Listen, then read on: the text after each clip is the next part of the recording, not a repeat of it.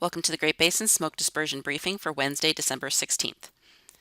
Over the last 2 weeks, we've seen precipitation over the northern two-thirds of the Great Basin. The only areas not seeing any precipitation are far southern areas of Nevada and parts of the Arizona Strip.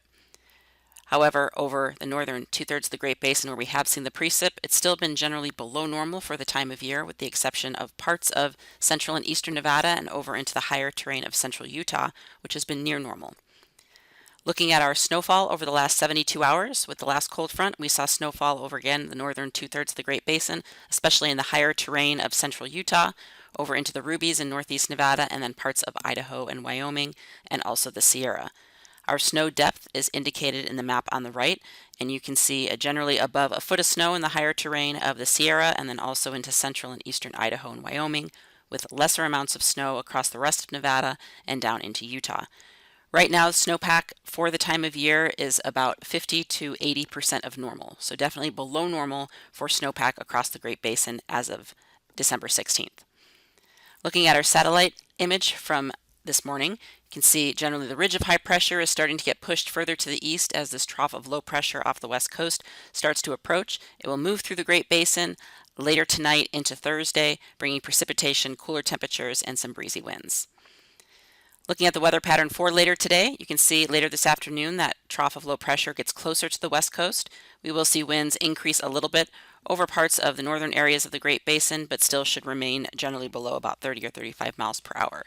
We also will see clouds move into the north and some occasional showers later today, but we'll see more of that increase overnight tonight into Thursday. Dispersion will be quite poor across the region under still the ridge of high pressure before that trough of low pressure really starts to move in. Looking at our transport winds, again, you can see the breezy winds start to pick up a little bit ahead of that cold front over far northern Nevada and southern Idaho, otherwise lighter winds. Still some breezy winds also over the northern Utah mountains, up into the Uinta Mountains, and also into western Wyoming and eastern Idaho. Mixing heights will remain quite low over much of the Great Basin and just a little bit higher in the far south and over parts of Idaho and Wyoming. As we move into Thursday, that cold front quickly moves across the Great Basin, will be located across central and eastern areas by Thursday afternoon. We will see precipitation over the northern half of the Great Basin, and you can see that dispersion will improve as that trough moves through and the gusty winds and the precip set in over parts of Nevada on Thursday. Looking at the transport winds for Thursday, you can see generally breezy winds as that trough moves through, again more responsible for the improved dispersion. Most of the wind gusts will remain in the 25 to 35 mile per hour range. Could see some stronger gusts down over southern Nevada and also over certainly the higher terrain of Utah and Nevada. Mixing heights will also greatly improve, especially over southern areas, and still remain in the low to moderate category in the far north. As we move into Friday, that cold front quickly moves off to the east, and we will start to see a ridge of high pressure start to set in over the Great Basin. So after a couple days of colder temperatures, we will see a return of gradually warming temperatures to near normal. We still will have some moisture moving across the north Friday through the weekend, so we could see occasional clouds and showers across Idaho and Wyoming. Otherwise, still some breezy winds on Friday, keeping dispersion higher over southern areas of the basin, but lighter winds and poor dispersion elsewhere. Again, looking at those gusty winds, you can see still breezy winds in the south and over the higher terrain of Utah, and definitely lighter, especially over central areas of the Great Basin. Mixing heights will start to drop again over the northern half of the region and still remain in the moderate range further south. Looking at the forecast clearing index for Utah, you can see today with those lighter winds, generally poor clearing indices, and then you will see a better improvement on Thursday over the western half of the state as those winds increase, and then more in the low to moderate range back on Friday as those winds decrease again with the exception of some of the higher terrain. The 3-day forecast amount of precipitation is shown here, and you can see obviously some healthy amounts of precip in the Sierra, obviously in the form of snowfall as that cold front moves through, and then some better amounts over the higher terrain of Utah and up into Idaho and Wyoming, with still some decent amounts across the rest of the lower elevations of Nevada and Utah with the exception of the far south. However, obviously the heaviest precip is expected in the mountains.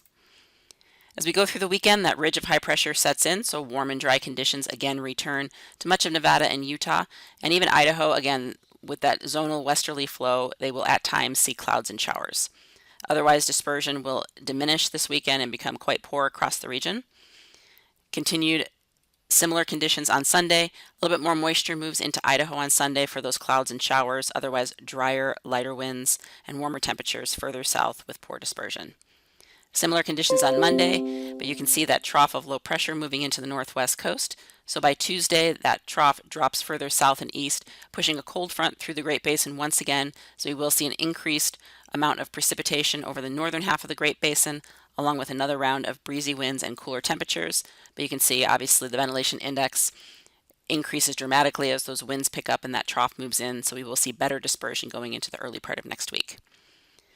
The precipitation accumulation for days 4 and 5, this just takes us into Monday afternoon, so it's prior to the next cold front next week. Just shows those showers occasionally dropping some precipitation up in the far north areas of the Great Basin, but elsewhere dry until that next cold front by Tuesday next week.